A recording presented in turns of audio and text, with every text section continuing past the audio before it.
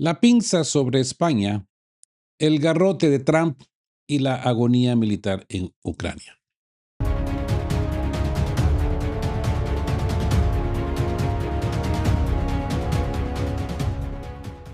Muy buenas noches a toda la comunidad de Que Hablan Geo. Un saludo fraternal a toda la gente buena que nos sintoniza a esta hora, desde el campo hasta las grandes ciudades, a quienes se conectan en América Latina, en España, África y en cualquier rincón del mundo donde todavía hay ganas de pensar con cabeza propia, ¿verdad?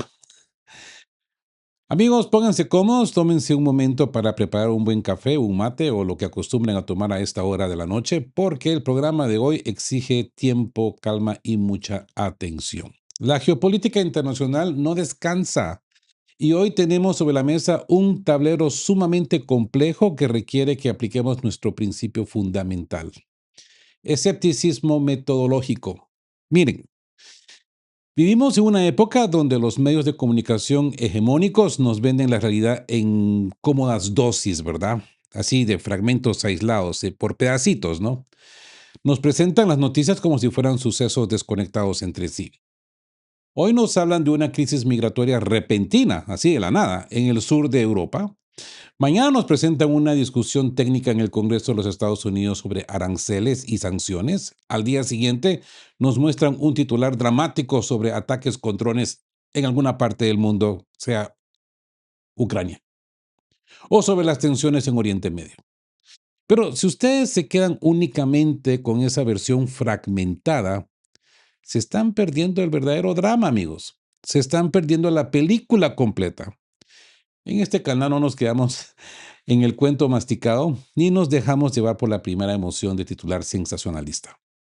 Vamos a ver a la filigrana, al hilo invisible pero potente que conecta los intereses económicos, las debilidades militares, la diplomacia del chantaje y las guerras por delegación.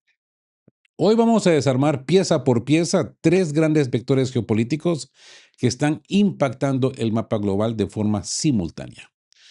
En primer lugar, obvio, lo que está así de última hora, viajaremos al Mediterráneo occidental, a una pequeña porción de tierra de apenas 18 kilómetros cuadrados, llamada Ceuta. Vamos a analizar cómo un colapso en la frontera hispano-marroquí no es un accidente de la naturaleza ni un fenómeno demográfico espontáneo, amigos, sino el resultado de un cálculo político frío donde se entrecruzan vacíos legales internos en España, movimientos estratégicos de Marruecos y una auténtica factura de venganza cobrada desde los despachos de Tel Aviv y los lobbies pro-israelíes en Washington. Y qué vergüenza da Televisión Española presentando esas imágenes de pobrecitas las familias, de pobrecitos estos, de pobrecitos saqueos, en vez de ir al verdadero contexto de la historia. Solo como les digo, nos dan la arenilla a los ojos, ¿verdad? Vamos a mostrar la descarada doble moral de las élites de Bruselas, que se rasgan las vestiduras según quien sea el que presione la frontera, ¿no? En segundo lugar, cruzaremos al Atlántico para examinar las entrañas del poder en Washington. Analizaremos en detalle la recién aprobada ley de sanciones Lindsey Graham en el Senado estadounidense. Un proyecto de ley que nos venden como el golpe definitivo contra la maquinaria económica del Kremlin, pero que cuando uno lee la letra pequeña, descubre que en realidad es una trampa mortal diseñada para otorgarle al Ejecutivo estadounidense un garrote comercial sin precedentes. Y no estamos hablando solo contra el Kremlin, ¿eh? Un instrumento de coerción capaz de asfixiar con aranceles del 100% no solo a sus rivales geopolíticos, sino a sus propios socios estratégicos en Europa y Asia. Y en tercer lugar, nos iremos al frente de guerra en Europa Oriental, ahí donde la narrativa oficial choca frontalmente contra la cruda realidad de los números y la logística. Analizaremos la desesperada gira diplomática de Volodymyr Zelensky en busca de misiles patrios que Washington ya no puede entregar porque su propia sobreextensión militar en Oriente Medio, en su conflicto con Irán, ha devorado las reservas estratégicas del Pentágono y no hay licencias de Patriot. Ya veremos los detalles. Veremos cómo esa desesperación ha llevado a Kiev a proponer un plan de ataques profundos utilizando la red de satélites Starlink, chocando de frente contra la negativa del propio Elon Musk y la parálisis de la Casa Blanca. Mientras en el terreno de juego, la respuesta militar rusa destruye el sistema de combustible y la logística del Mar Negro, dejando al descubierto la fragilidad del apoyo occidental. Así pues, acomódense, que nos queda nada más que abrir bien los oídos y el criterio, porque la edición nocturna de hoy viene cargadita de datos, análisis de fondo y verdad sin anestesia. Comenzamos.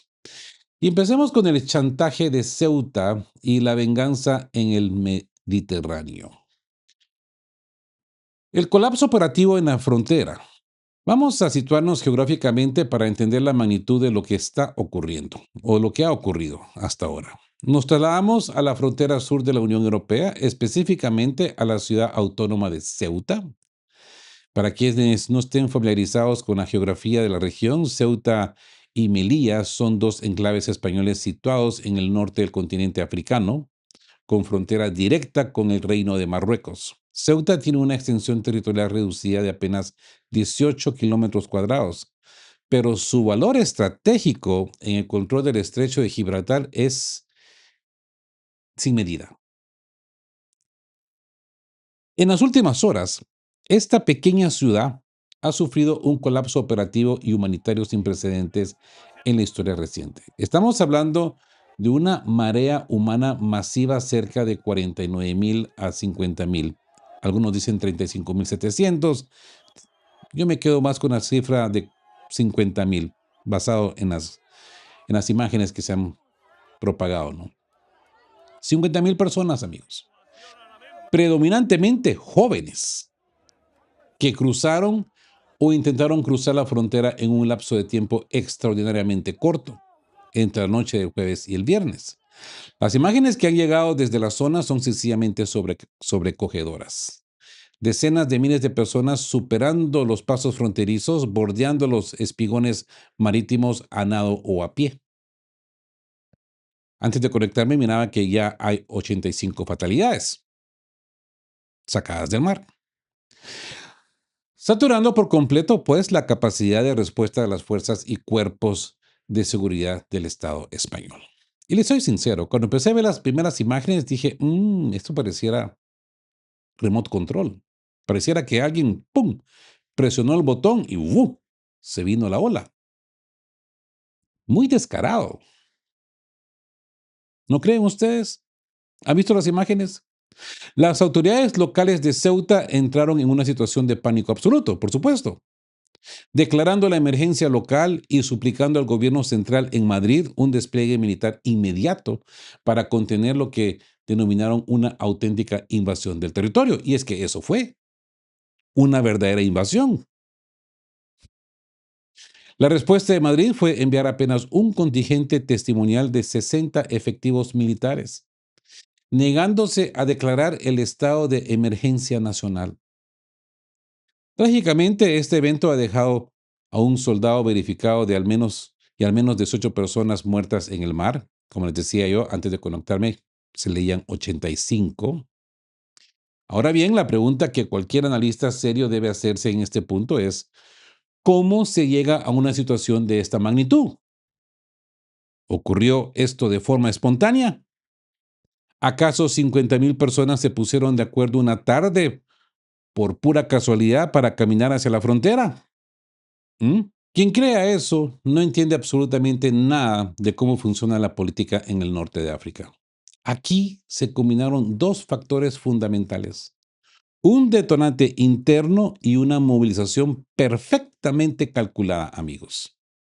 El detonante interno en España fue una reciente resolución del Tribunal Supremo que limitó y cuestionó el uso de las llamadas devoluciones en caliente, es decir, la expulsión inmediata en la línea fronteriza de quienes cruzan de manera irregular.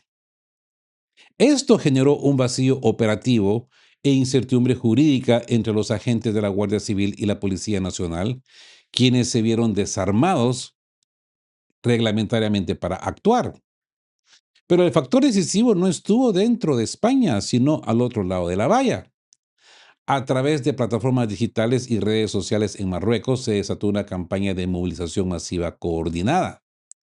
Y lo más revelador, los puestos de control y la guardia fronteriza del lado marroquí, que habitualmente mantienen un férreo control sobre el acceso a Ceuta, utilizando vallas de alambre de espino y presencia militar, de repente abrieron los portones y permitieron el paso fluido de la multitud hacia el territorio español. Incluso hay videos que no me consta que sean, con respecto a esto, que sean verídicos, no me consta su veridicidad, donde se mira cómo estos elementos militares pues están asistiendo a la distribución de las personas en estos camiones donde venía la gente como sardinas, ábranse las compuertas y los empiezan a dirigir como que si fuera un ganado, con todo respeto. Pero es que esa es la imagen que se ha visto. Amigos, sencillamente decidieron levantar el candado. La paranoia europea y la entrendosa doble moral de Bruselas, amigos. Miren lo que ocurrió inmediatamente después en el mapa político europeo. La onda de choque de Ceuta no se quedó en Madrid, retumbó con fuerza en las principales capitales de la Unión Europea. La primera en reaccionar fue la primera ministra italiana Giorgia Meloni. En cuestión de horas, Roma tomó una decisión drástica: suspender unilateralmente el acuerdo de Schengen con España. ¿Qué significa esto en la práctica? Significa que Italia restableció los controles fronterizos y cerró temporalmente los accesos marítimos y aéreos procedentes de territorio español, por temor a que esta marea humana se desplace de España hacia el resto del continente europeo. A esta postura se sumaron rápidamente declaraciones incendiarias desde Finlandia, con su ministra de Interior Mari Rantanen, y desde Austria, con el canciller Christian Stocker, exigiendo abiertamente la expulsión de España del espacio Schengen por su incapacidad por blindar las fronteras exteriores de la Unión. Pero hagamos aquí una pausa metodológica. Hagamos un ejercicio de memoria histórica reciente para el al desnudo de la escandalosa e hipócrita doble moral de la burocracia comunitaria de Bruselas. Y es que recordemos lo que ocurrió en el año 2021 en la frontera entre Bielorrusia y Polonia. En aquel momento, el gobierno de Alexander Lukashenko en Minsk facilitó el tránsito de unos pocos miles de migrantes provenientes de Oriente Medio hacia la frontera polaca. ¿Se acuerdan de la reacción de Bruselas? Fue inmediata y furibunda. La presidencia de la Comisión Europea, Ursula von der Leyen, compareció ante las cámaras del mundo entero para denunciar lo que calificó textualmente como un ataque híbrido insostenible contra la seguridad de la Unión Europea. Se emitieron condenas internacionales, se enviaron fondos de emergencia para construir muros y se le aplicó a Bielorrusia un paquete devastador de sanciones económicas y diplomáticas. Ahora bien, regresemos al presente año 2026. Hoy no tenemos a 3,000 chiquillos o 5,000 chiquillas. 5,000 personas en una frontera. Tenemos a casi 50,000 personas irrumpiendo en un enclave europeo en menos de 24 horas porque las fuerzas fronterizas de Marruecos abrieron deliberadamente las puertas. ¿Y cuál ha sido la respuesta de Bruselas? ¿Dónde están los discursos inflamados de Ursula von der Leyen denunciando una guerra híbrida? ¿Dónde están las sanciones automáticas contra Rabat? No existen. Silencio absoluto. La diplomacia comunitaria encabezada por figuras como Kaja Kallas emiten comunicados tibios hablando de solidaridad, de necesidad de diálogo entre socios y de gestión compartida de los flujos migratorios. ¿Por qué esa diferencia tan abismal de trato? Pregunto nomás. La respuesta es tan simple como cínica. Bielorrusia es un aliado de Moscú y por lo tanto cualquier movimiento en su frontera es catalogado inmediatamente como una agresión intolerable. Marruecos, en cambio, es el aliado privilegiado y protegido de, ¿cómo saben que adivinan, amigos? Washington y Tel Aviv, en el norte de África. Y cuando un protegido de la geopolítica anglo-israelí utiliza la migración masiva como un arma de presión política, Bruselas no solo se calla, sino que agacha la cabeza y mira hacia el otro lado. ¿Mm? La punición divina, la factura cobrada desde Tel Aviv. Pero si queremos entender la verdadera raíz geopolítica de esta crisis, tenemos que mirar más allá de Rabat y de Bruselas. Tenemos que dirigir la mirada hacia el Oriente Medio, hacia Tel Aviv y Washington.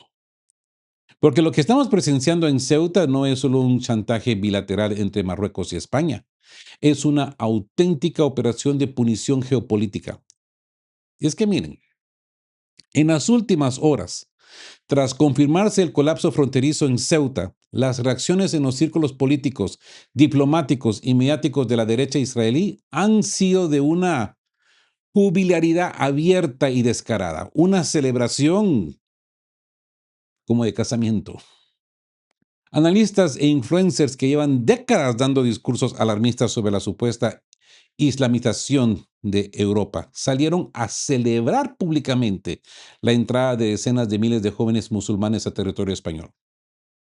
¿Cómo se explica semejante contradicción? Díganme ustedes. ¿Mm? Se explica porque ven esto como un colapso, como un castigo divino contra el gobierno español de Pedro Sánchez. Pero escuchen con atención las declaraciones públicas que se ha emitido desde Israel. Danny Danon, nada más y nada menos que el embajador de Israel ante la Organización de las Naciones Unidas, publicó un mensaje demoledor utilizando la crisis de Ceuta para atacar directamente a Madrid. Dijo textualmente, España, que nunca pierde la oportunidad de darnos lecciones morales a Israel, ha tenido que declarar la emergencia en Ceuta.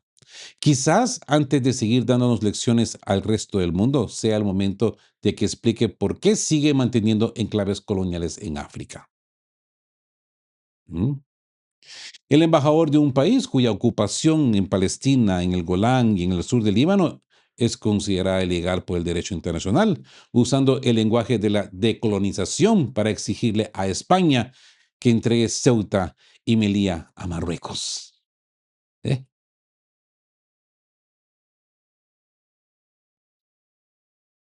Pero nadie habla de Reino Unido, porque ellos también están ahí en el estrecho de Gibraltar, ¿verdad? Ahí todos calladitas las moscas, ¿no? Y no se trata de un hecho aislado. El ministro de Seguridad Nacional de Israel, el extremista Itamar Ben-Gvir, se unió a la burla pública felicitando sarcásticamente a Sánchez por su profundo compromiso con la diversidad humana y la acogida de inmigrantes, añadiendo de forma descarada, ya que demuestra tanta preocupación por los residentes de Gaza, le pidió que pase las palabras a los hechos, abra las puertas de España y de refugio a los gazatíes que quieran emigrar. ¿Mm? Periodistas e influencers vinculados al poder israelí como Eddie Cohen fueron aún más explícitos vinculando la crisis de Ceuta con las protestas pro-palestinistas ocurridas recientemente en España durante las fiestas de San Fermín en Pamplona, donde se exhibieron pancartas contra Israel. Cohen escribió, cuando quieres destruir a Israel, recibes a los jóvenes marroquíes. El destino con un cinismo casi divino les muestra que quien invita a la destrucción del Estado judío descubre que la destrucción empieza en su propia casa.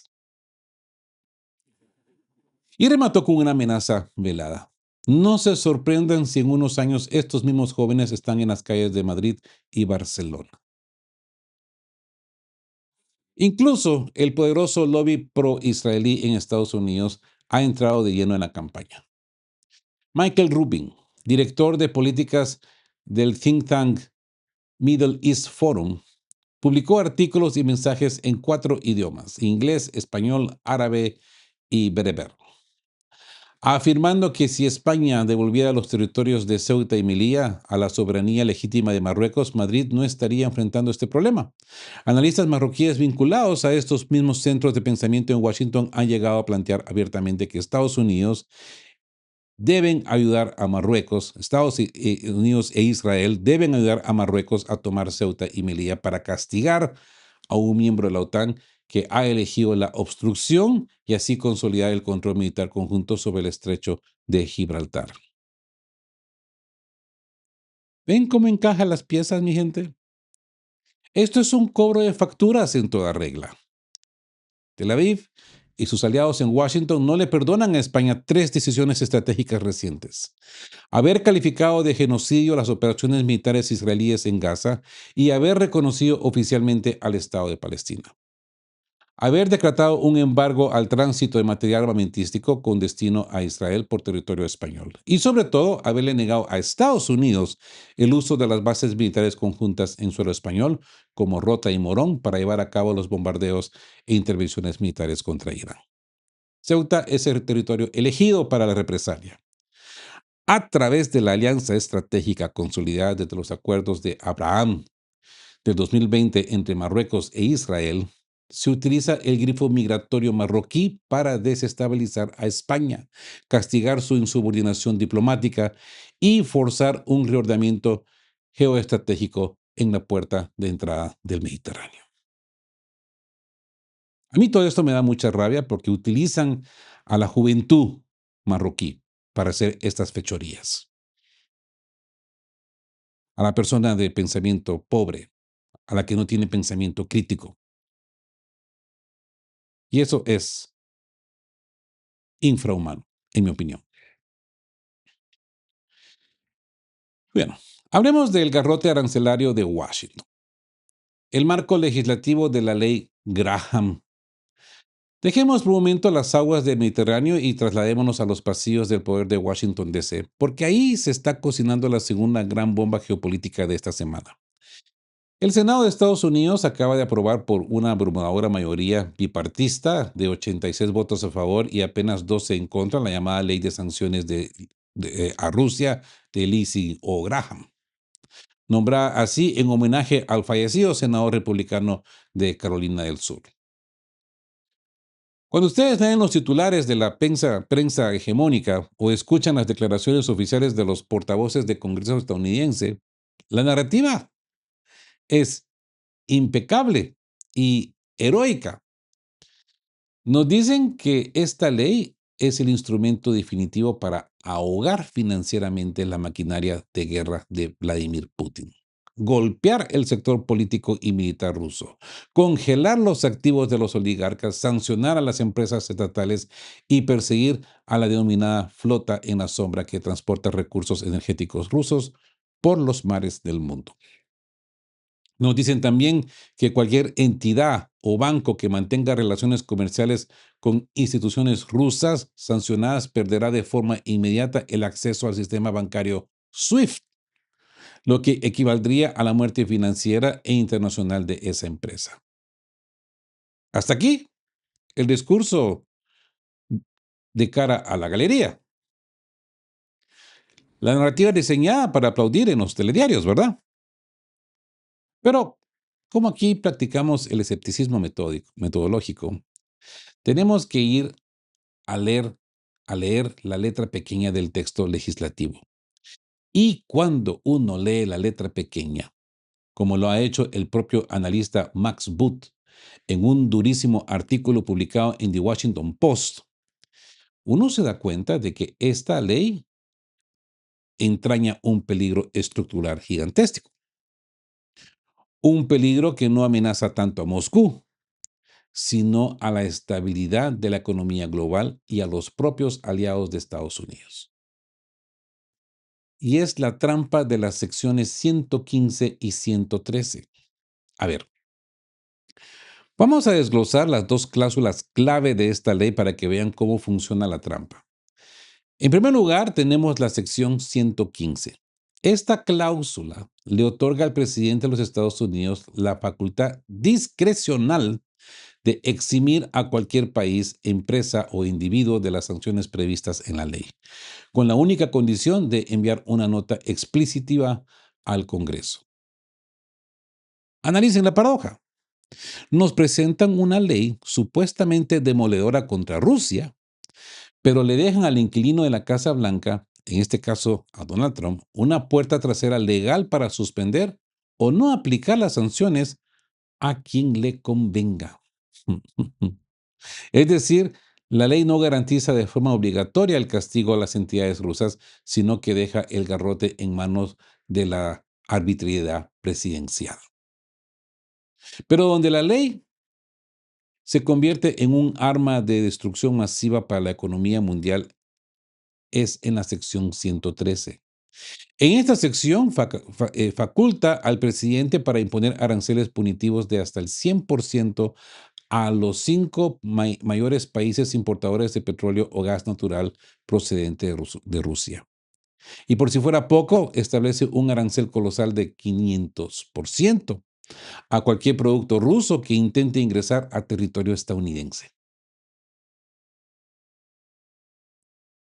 Hagamos una pausa y revisemos la lista de los países que ocupan hoy los primeros lugares en la compra de energía rusa. En el caso del petróleo ruso, los principales compradores mundiales son China, India, Turquía, la Unión Europea y Burma, Myanmar. En el caso del gas natural, los principales compradores son la propia Unión Europea, China, Japón, Corea del Sur y Turquía. Y si miramos dentro de la Unión Europea, los países con mayor volumen de importación de combustibles fósiles rusos son Hungría, Francia, Bélgica, Eslovaquia y España. ¿Entienden el alcance de esto? Bajo el amparo de la sección 113, la administración estadounidense queda legalmente autorizada para imponer aranceles destructivos del 100% a China e India, pero también a socios aliados estratégicos como Japón, Corea del Sur, Francia, Alemania o España. Es cierto que el texto de la ley incluye una salvedad. Los países aliados podrían quedar exentos si muestran que las importaciones rusas representan menos del 15% de su consumo total y si certifican que están tomando medidas significativas para reducir su dependencia. Pero ¿quién decide qué constituye una medida significativa? La propia administración estadounidense de forma unilateral. Washington se convierte en juez, parte y ejecutor del comercio global. El arsenal de coerción y la hipocresía del Congreso. El análisis de expertos en comercio internacional como Edward Alden del Consejo de Relaciones Exteriores CFR es categórico. Otorga a la Casa Blanca una autoridad arancelaria desmedida sobre la base de pretextos geopolíticos. Max Boot lo resumió con una frase memorable en su columna de Washington Post. Darle esta autoridad arancelaria a un presidente con la inclinación de Trump para iniciar guerras comerciales es como darle fósforos a un pirómano. Así que recordemos el historial reciente. Después de que la Corte Suprema invalidara en febrero los llamados aranceles del Día de la Liberación, ¿se acuerdan? Cuando Donald Trump apareció con esa gran tabla. La Casa Blanca no dudó en imponer aranceles temporales del 10% invocando excusas sobre la balanza de pagos. Cuando esos aranceles expiraron en julio, los reemplazó por gravámenes idénticos justificándolos bajo el pretexto de combatir el trabajo forzoso.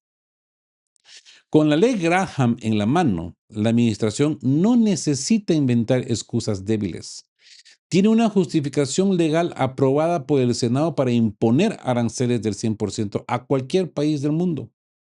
Si India o China se niegan a cortar sus compras de petróleo ruso, algo prácticamente imposible dado que la propia guerra promovida por Estados Unidos en Oriente Medio contra Irán ha reducido la oferta energética en el Golfo Pérsico, Washington puede aplicarles aranceles destructivos, pero también puede usarse esa misma ley para presionar a los gobiernos europeos en cualquier otra negociación política o militar.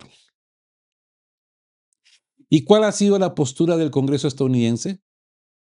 Los senadores demócratas, que inicialmente se oponían a conceder semejante poder arancelario al Ejecutivo, terminaron cediendo y votando a favor tras una intensa campaña de presión diplomática ejercida personalmente por Volodymyr Zelensky, quien exigía la aprobación de la ley para enviar un mensaje de firmeza a Moscú.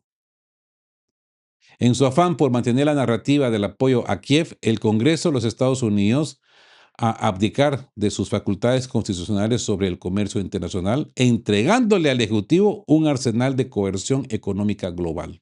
Un garrote arancelario que, lejos de detener al Kremlin, amenaza con dinamitar las relaciones comerciales de Estados Unidos con sus propios aliados en Europa y Asia. Y esto, en mi opinión, lo único que va a causar es un aislamiento absoluto de Estados Unidos. Digo, solo digo. Pero esto no se queda acá. Pasemos a la agonía militar en Ucrania y el factor Musk. El agotamiento estratégico de los misiles Patriot. Pasemos al tercer vector de nuestro análisis, amigos, y trasladémonos al teatro de operaciones en Europa Oriental, donde la retórica política choca de frente contra las leyes inexorables de la física, la producción industrial y la logística militar.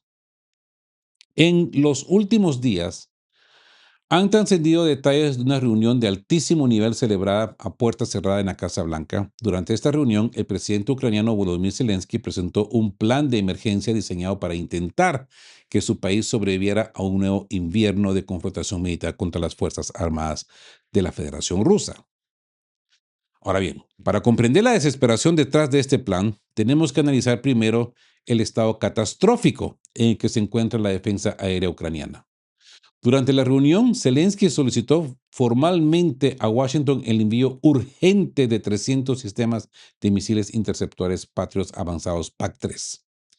Esta cifra no es caprichosa, es la cantidad mínima que los mandos militares ucranianos estiman necesaria para poder interceptar las andanadas de misiles balísticos y de cruceros rusos que amenazan con destruir por completo la infraestructura energética eléctrica y logística del país antes de la llegada del frío de invierno.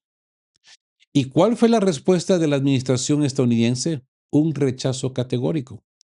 Washington le dijo a Kiev que no hay posibilidad alguna de entregarle ese paquete de misiles Patriot, y la razón de esta negativa no es una simple falta de voluntad política, es una realidad matemática escalofriante para la OTAN.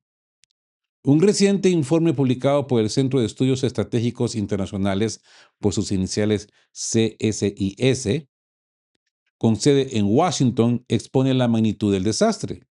La sobreextensión militar de los Estados Unidos en Oriente Medio, provocada por su conflicto directo e indirecto con la República Islámica de Irán, se ha consumido aproximadamente 2/3 del arsenal estratégico global de misiles interceptores Patriot que poseía el ejército estadounidense.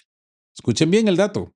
Según el CSIS, a los Estados Unidos solo le quedan en existencia unos 759 misiles Patriot avanzados en todo su inventario militar alrededor del mundo. Y esos misiles se están gastando a un ritmo alarmante de decenas por semana en el Golfo Pérsico para intentar proteger a las bases militares estadounidenses y la infraestructura petrolera de los ataques con misiles y drones iraníes. El Pentágono simplemente no puede desprenderse de 300 misiles Patriot para enviarlos a Ucrania y dejar desprotegidas sus propias bases estratégicas en Oriente Medio y Asia. Estados Unidos ha tocado el fondo de sus almacenes de defensa aérea. Lo único que le ofreció la Casa Blanca a Zelensky fue la promesa lejana de otorgarle una licencia para que Ucrania produzca sus propios misiles Patriot en su suelo nacional. Pero antes de conectarme en este video, miraba las noticias y miraba que en el Financial Times, pues Donald Trump ha dado una entrevista y se le ha preguntado con respecto a esta licencia. Y Donald Trump contestó como quien dice, pues es que yo nunca aseguré esa oferta. Y mucho de esto tiene que ver con Boeing en Alemania. Y digo, ¿y dónde sale esto que vamos a dar nuestra licencia? Alemania posee estas licencias hasta hoy en Europa, ¿no? Son los únicos poseedores de las licencias. Nunca se le consultó a Boeing. Y Donald Trump lo dijo en su momento, ¿eh? No lo he consultado, pero lo estoy diciendo, les voy a dar licencias. Fue como dijimos en su momento, su manera de salir, ¿no? salir del hoyo ahí, dejar callado al Goblin Verde. Y dice, mañana, ya luego atendemos esto. Por el momento, tío, que te vamos a licencias. Ya hoy le hice, no en su cara, pero a través de la media, a través de Financial Times, que no, que él nunca estaba seguro de hacerlo, que lo más probable es que no se pueda hacer porque son unas armas muy delicadas, muy sofisticadas, que pertenecen al armamento de Estados Unidos y es un secreto de Estado que deben de proteger. Así es sencillo. Siempre fue una promesa irónica, dado que levantar una infraestructura industrial de esa tecnología requiere años de desarrollo e inversión, algo de lo que Kiev carece por completo en la coyuntura actual. ¿Y qué pasa después? El plan desesperado de Starlink y el muro de Elon Musk. Ante la imposibilidad matemática de recibir misiles Patriots para interceptar los ataques rusos en el aire, el gobierno de Kiev presentó una alternativa desesperada, una estrategia que los propios fabricantes de drones ucranianos como la empresa Firepoint, una empresa muy ruidosa, ¿no? Con escándalos de corrupción, pero sí enormes, ¿no? Resumen con una metáfora militar muy clara. Como ya no tenemos flechas para derribar las flechas en el aire, tenemos que ir a matar al arquero antes de que dispare. Mm, Qué poético, ¿no? ¿En qué consiste esta estrategia? Consiste en utilizar la masa de drones de largo alcance que posee Ucrania, no para atacar objetivos fijos como refinerías o depósitos, sino para cazar objetivos altamente móviles y pequeños en el interior profundo de Rusia, específicamente las baterías y camiones lanzadores de misiles balísticos rusos. Pero para golpear un camión lanzador en movimiento a cientos de kilómetros de distancia dentro del territorio ruso, los ordenadores de a bordo con inteligencia artificial no son suficientes. Se requiere un sistema de guía y comunicación satelital en tiempo real y de extrema precisión. Y el único sistema disponible en el mundo con esa capacidad técnica es la red de comunicación satelital Starlink, propiedad de la empresa SpaceX de Elon Musk. Actualmente, SpaceX mantiene restricciones geofencing estrictas que impiden que las terminales de Starlink funcionen dentro de las fronteras internacionales de Rusia. Ucrania ha utilizado Starlink con enorme éxito en su propio territorio y en las zonas de frente para crear zonas de exclusión de decenas de kilómetros. La propuesta de Zelensky le llevó a la Casa Blanca, pues fue pedirle personalmente a Donald Trump que intercediera ante Elon Musk para que retire los bloqueos geográficos y permita a las Fuerzas Armadas ucranianas usar la red Starlink para guiar ataques masivos con drones hasta 500 kilómetros dentro de la Federación Rusa. Si no me equivoco, en su momento estos Starlinks funcionaban ahí en territorio ruso, pero algo hicieron los rusos que Elon Musk se asustó y le hizo el switch off. Como quien dice, no, parece que los rusos ya estaban listos y dispuestos para desarmar toda esa red en el cielo. Elon Musk inmediatamente dijo, no va a suceder, y presionó el botón de apagado para el territorio ruso. Si Musk se negaba a abrir a Starlink, que el Pentágono les diera acceso a Starshield, la red de satélites de uso militar desarrollada por SpaceX para el gobierno estadounidense, pero sí, sin embargo, los propios mandos ucranianos admiten que Starshield es un sistema mucho más complejo, costoso y difícil de integrar en la tecnología de sus drones que la red comercial Starlink. ¿Y cuál fue el resultado de esta gestión diplomática? Un muro infranqueable. Durante su estancia en Estados Unidos, Zelensky solicitó formalmente una reunión privada con Elon Musk para convencerlo personalmente del plan. Elon Musk rechazó de plano la invitación. El magnate se negó siquiera a sentarse en la mesa con la delegación ucraniana. Y es que recordemos la posición histórica de Musk respecto a este conflicto. Aunque al inicio del choque en 2022 donó terminales a Starlink a Ucrania para mantener la conectividad civil, pronto mostró serias dudas sobre el uso militar de su tecnología. En la biografía escrita por Walter Isaacson, Musk dejó registrada una frase que retrata su pensamiento. Starlink no fue diseñado para librar guerras, fue diseñado para que la gente pudiera ver Netflix, estudiar y conectarse a Internet, no para lanzar ataques con drones que puedan iniciar la Tercera Guerra Mundial. Ya en septiembre de 2022, Musk rechazó una petición similar para usar Starlink en ataques contra la flota rusa en Sebastopol por temor a una respuesta nuclear del Kremlin. A esto se suma un factor de caos político interno dentro de Kiev. Quien mantenía una relación directa, fluida y constructiva con Elon Musk era el ministro de Defensa, Mikhailo Fedorov, el arquitecto del programa de drones ucraniano. Sin embargo, pues como ustedes sabrán, en una reciente reorganización del gabinete gubernamental, Fedorov fue destituido de su cargo, destruyendo el único puente de comunicación que le quedaba a Kiev con la directiva de SpaceX o SpaceX. Por su parte, la Casa Blanca se encuentra en una parálisis absoluta sobre esta decisión. Trump le prometió a Zelensky que hablaría con Musk, pero sin fijar fecha ni dar garantías.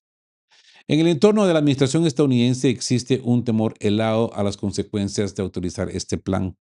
Una cosa es permitir que Ucrania use tecnología militar en su propio territorio. Otra muy distinta es autorizar formalmente que una red satelital estadounidense sea herramienta de guía para destruir la capacidad de disuasión estratégica y los sistemas balísticos en el interior de una potencia nuclear como Rusia. No sé por qué hacen tanto ruido, porque ya lo están haciendo, ¿no? Estos bichos que entran a territorio ruso, de alguna manera son guiados, no me digan que son guiados por, por el viento y la dirección del aire, ¿no? No. Pero bien, eso constituiría un acto de hostilidad directa que podría desencadenar una respuesta incalculable por parte de Moscú. Eso sí, y a los rusos lo hemos visto en las últimas conversaciones de Lavrov, que ahora su motivo es existencial, ¿verdad? Ahora bien, hablemos de la realidad del frente y el boomerang logístico. El golpe reversivo sobre el combustible y los puertos. Y es que mientras esta diplomacia de colapso se debate en los despachos de Washington y las mansiones de Silicon Valley, que, ¿qué es lo que está ocurriendo realmente sobre el terreno de juego en Europa Oriental? Como suele ocurrir cuando se aplican estrategias sin medir correlación de fuerzas, los intentos de Kiev por golpear la infraestructura petrolera rusa han terminado desatando una respuesta militar simétrica y devastadora por parte de las Fuerzas Armadas rusas. Un auténtico golpe reversivo o efecto boomerang.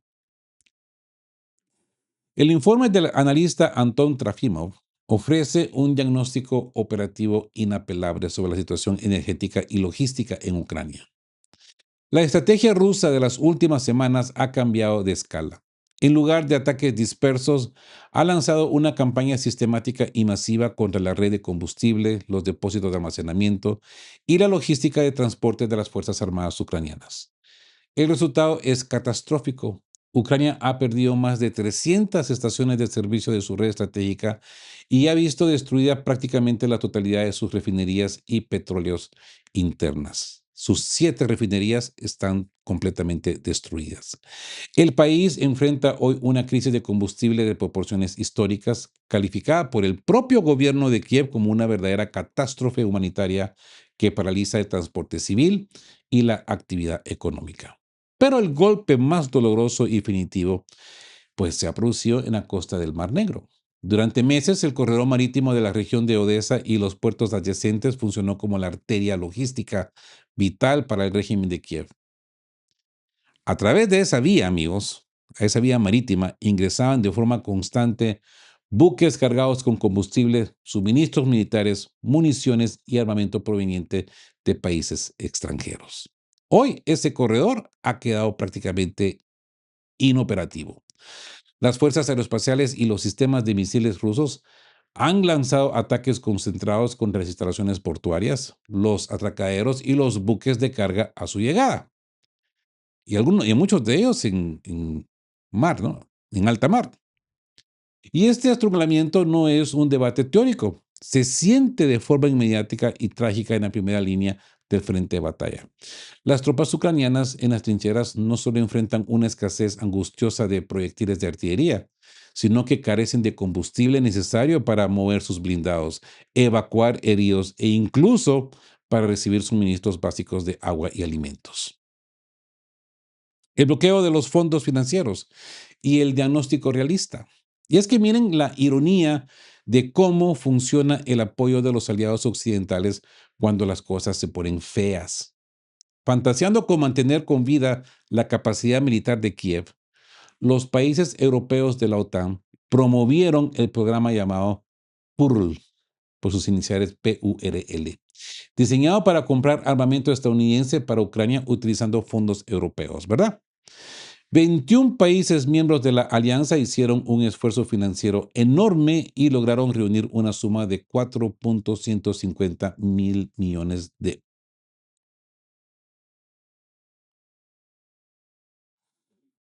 La suma de 4.150 millones de dólares.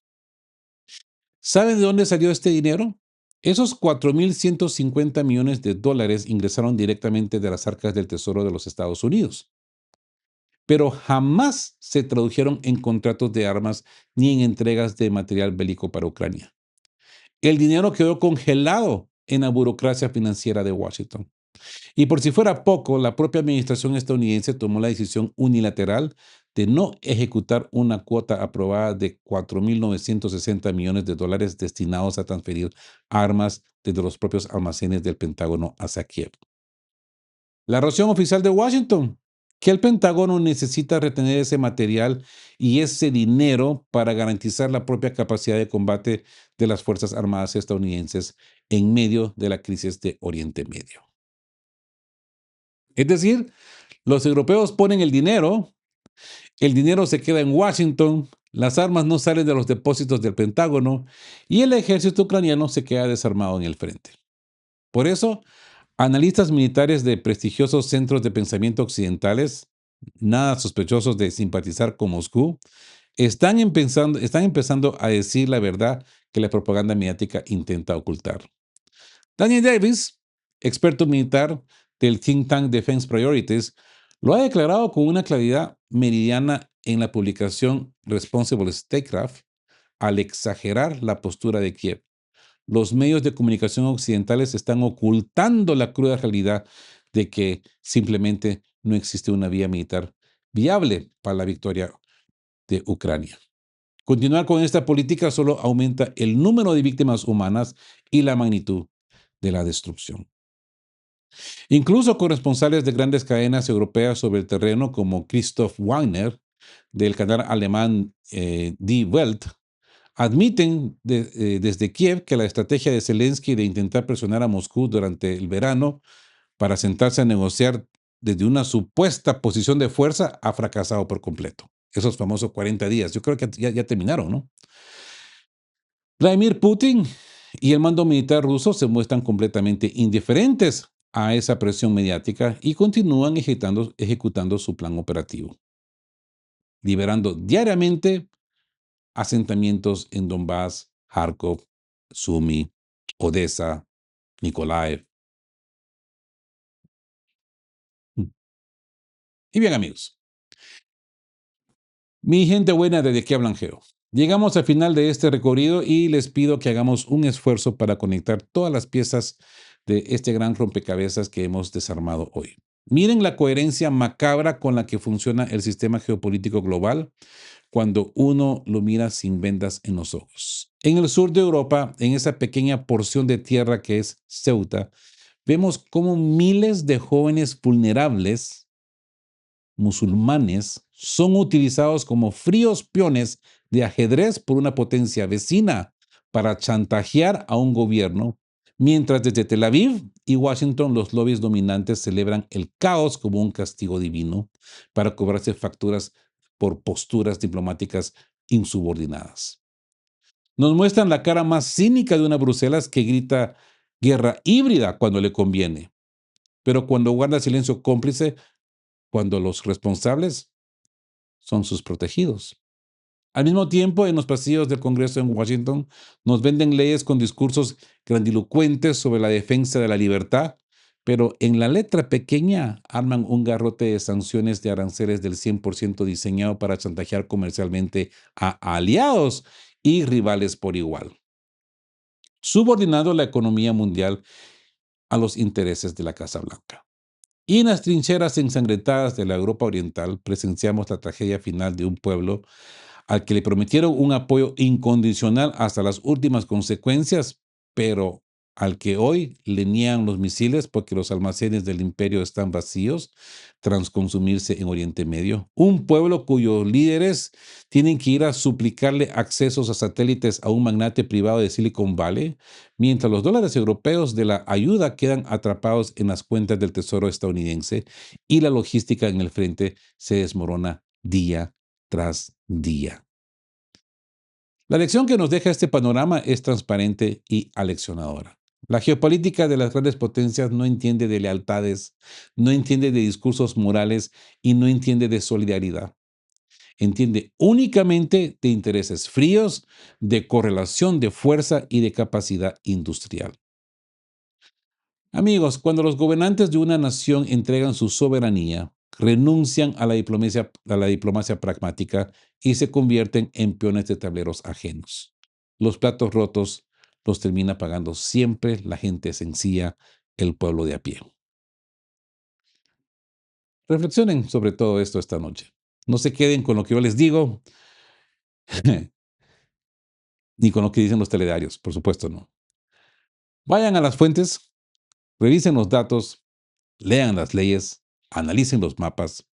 Miren siempre quién se beneficia de cada conflicto y mantengan siempre la guardia alta y el criterio despierto. Les agradezco enormemente su compañía en esta edición nocturna. Si les parece este tipo de análisis de fondo, no olviden dejar su me gusta, suscribirse al canal si no lo han hecho, chequen si están suscritos y compartir este video con aquellas personas que aún buscan entender la verdad detrás de las noticias. Soy Rodolfo y esto fue De qué hablan Geo. Nos vemos en la próxima actualización Geo. Que tengan muy buenas noches y estén juntos, fuertes, siempre buscando por la verdad y sean justos. Quedamos Cuape. Chao, chao. Queremos recordarles que este espacio tiene un fin estrictamente educativo e informativo, basado en fuentes verificadas para fomentar una comprensión profunda de los hechos globales. Nos oponemos a la desinformación. Nuestra meta es el intercambio de conocimiento y análisis crítico, siempre bajo el respeto a todas las partes involucradas.